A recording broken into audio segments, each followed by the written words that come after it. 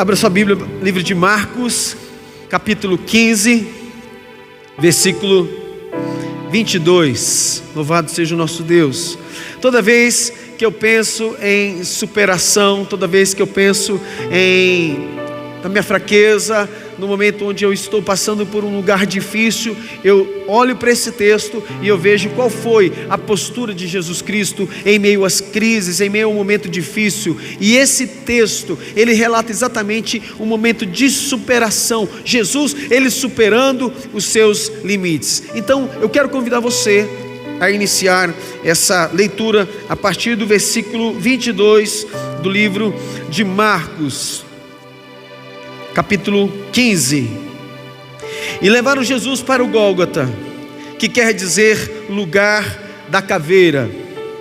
Deram-lhe a beber vinho com mirra, ele porém não tomou.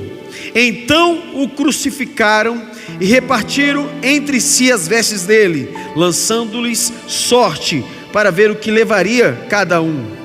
Era a hora terceira, ou seja, 9 horas da manhã, quando o crucificaram. E por cima estava em epígrafe a sua acusação: o rei dos judeus. Com ele crucificaram 2 ladrões, um à sua direita e outro à sua esquerda. E cumpriu-se a escritura que diz: com malfeitores foi contado.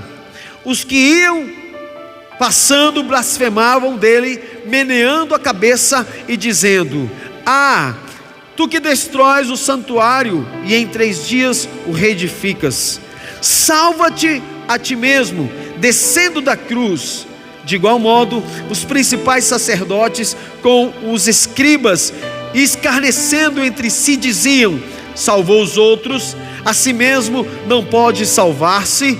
Desça agora da cruz, ó Cristo, o Rei de Israel, para que vejamos e creamos. Agora presta bem atenção. Também os que com ele foram crucificados o insultavam.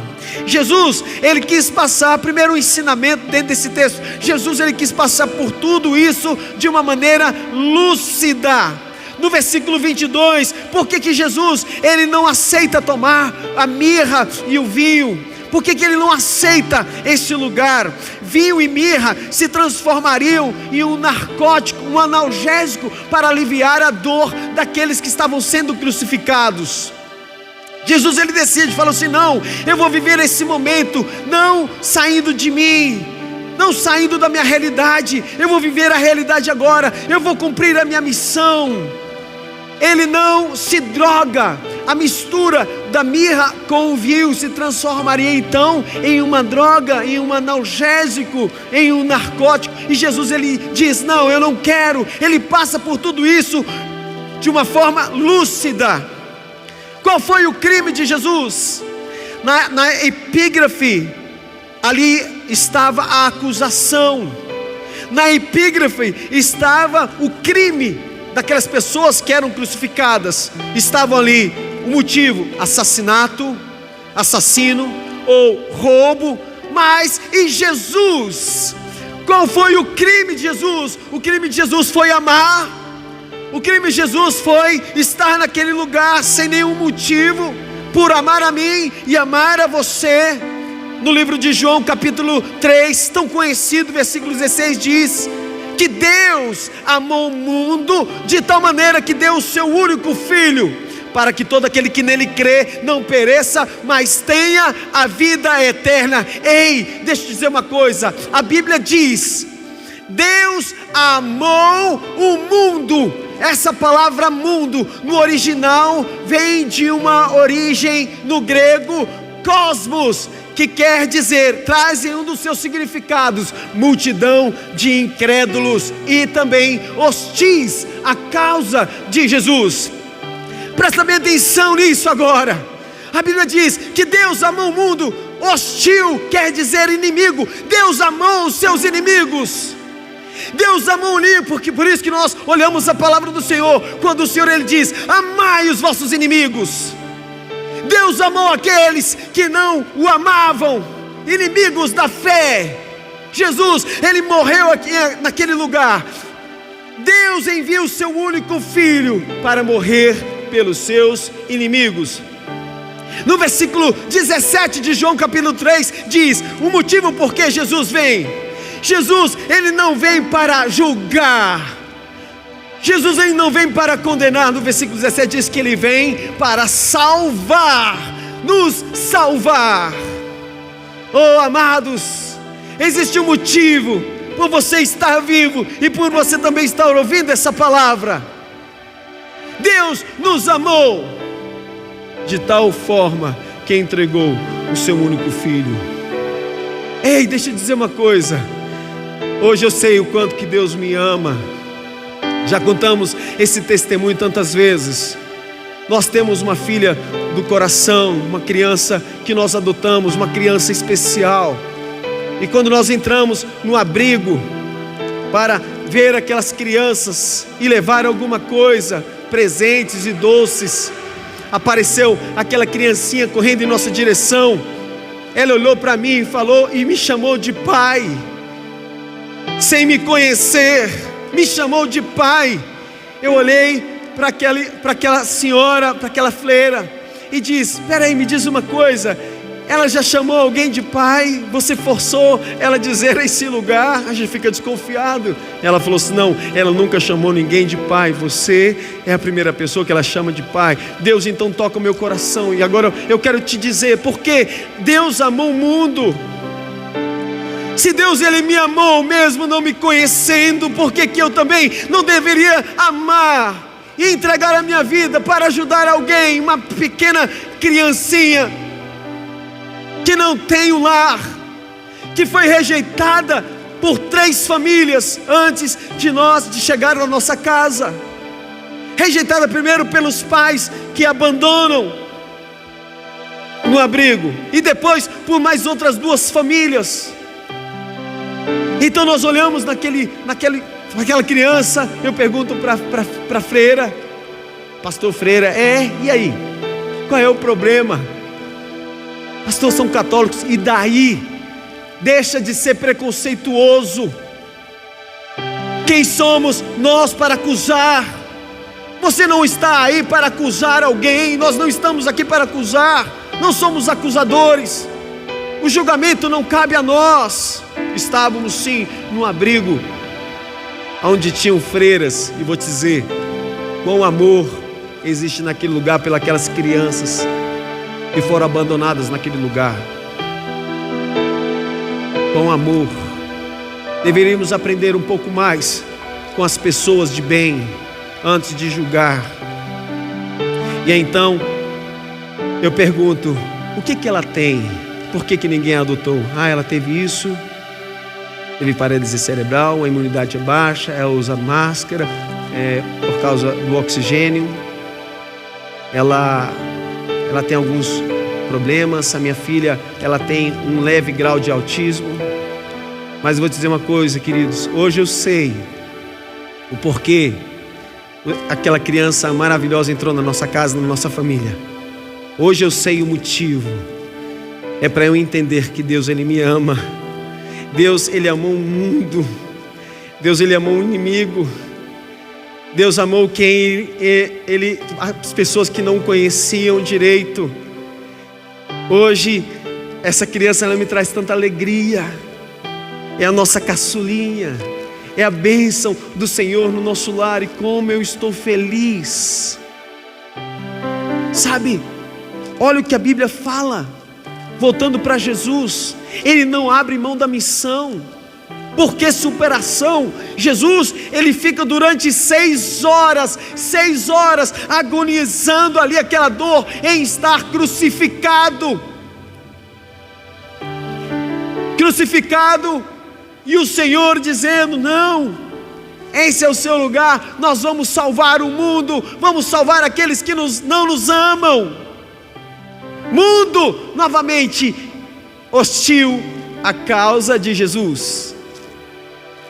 Durante 6 horas, Jesus, ele se mantém lúcido. Talvez se o Senhor Jesus, ele estivesse ali se drogado, ele não teria percebido um dos ladrões, que no início também o insultava.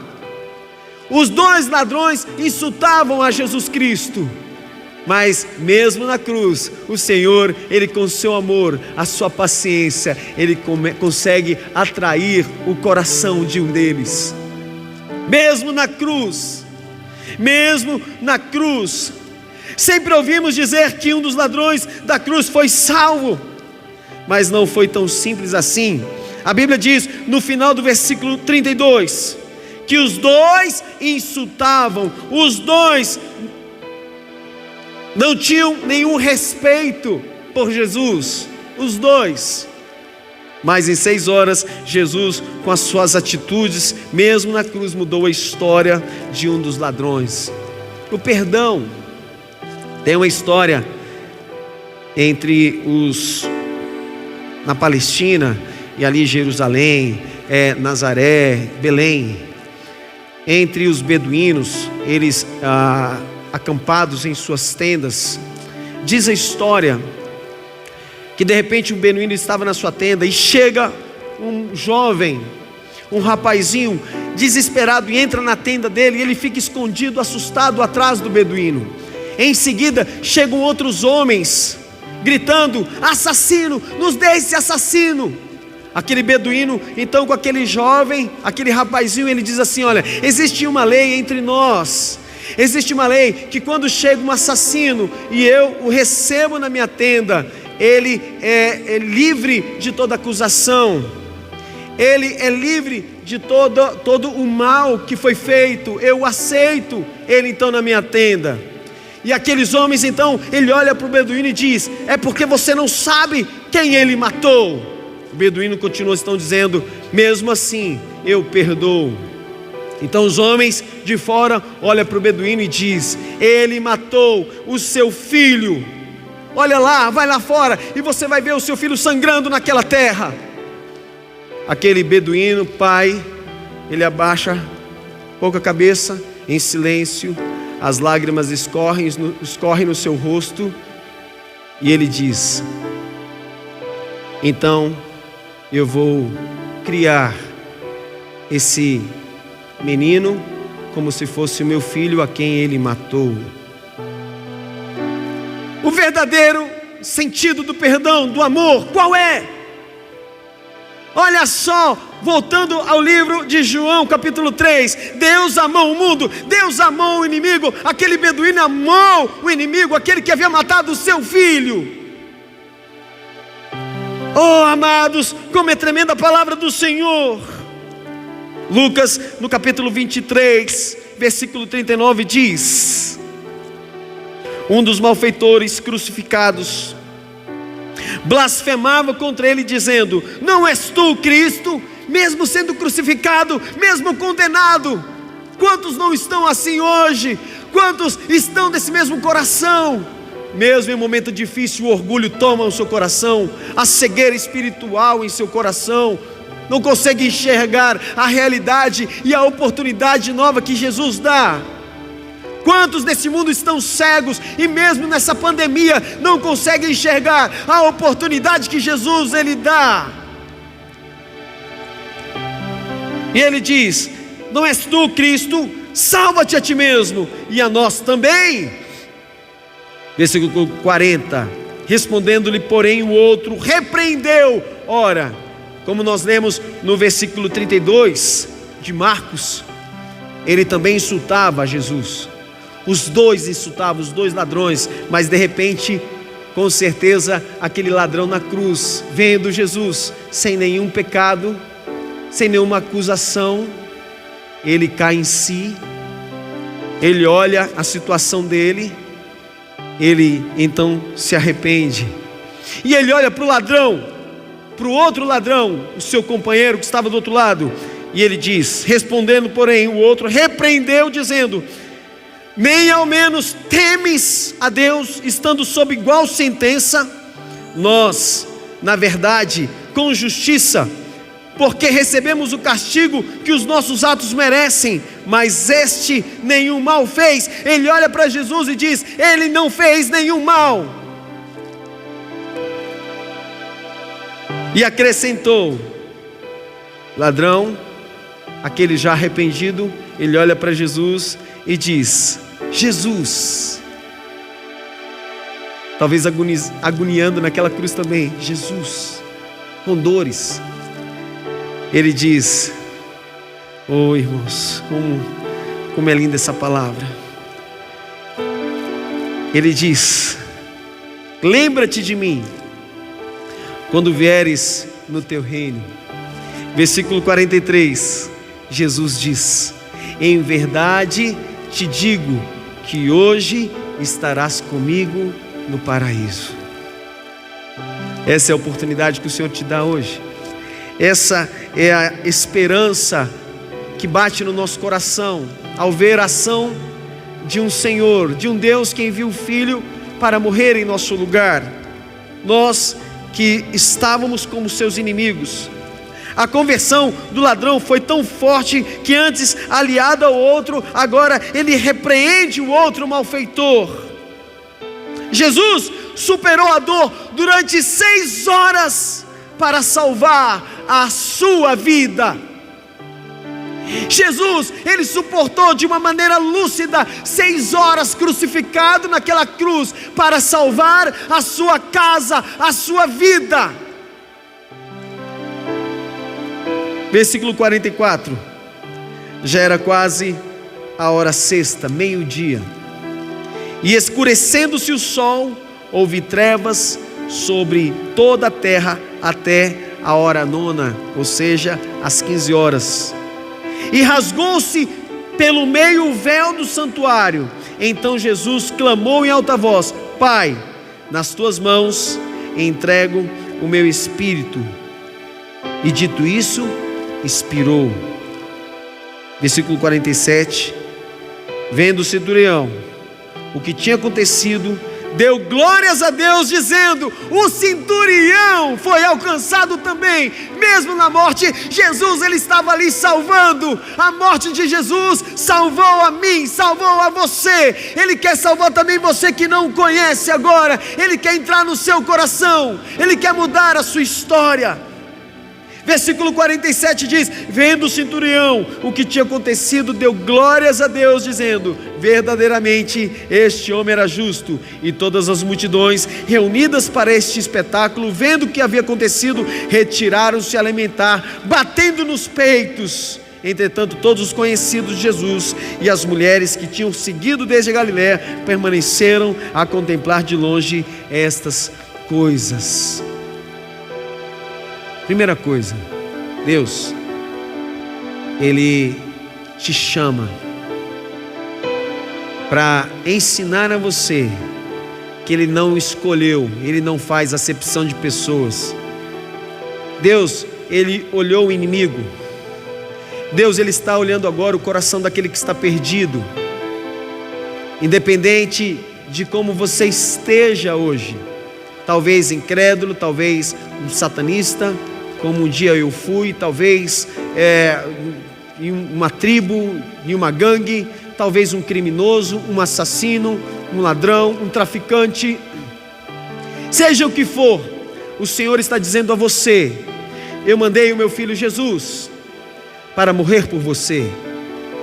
Você que talvez inconscientemente foi entrando nesse mundo de perdição, tornando-se meu inimigo. Ei, diz o Senhor: eu enviei meu filho para morrer em seu favor, para que você alcançasse a salvação. Deus, Ele quer mudar a sua história. Jesus, durante 6 horas, Ele superou essas dores. Ele passou por esse lugar lúcido, sem se drogar, para perceber o ambiente e poder salvar aquele ladrão que estava também naquela cruz. Que você possa entender o seu lugar como cristão nessa terra. Que você possa entender o seu chamado nessa terra.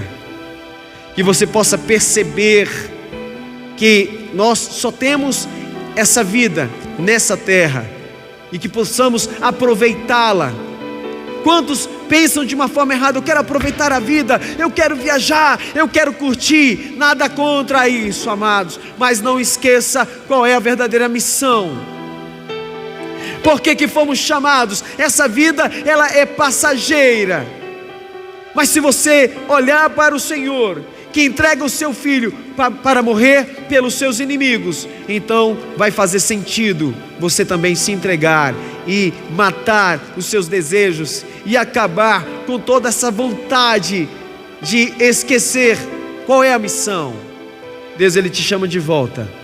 Se você está perdido, se você saiu dos caminhos do Senhor, essa é a hora de você voltar para Cristo. Essa é a hora de você retornar para a casa do Senhor. Nós estamos aqui nesse momento, na casa do Senhor, clamando pela sua vida. Eu tenho certeza que Deus, Ele pode te usar e Ele quer te usar, mas você precisa aceitar essa condição de morrer para você mesmo e nascer para Jesus. Que o Senhor te abençoe em nome do Senhor.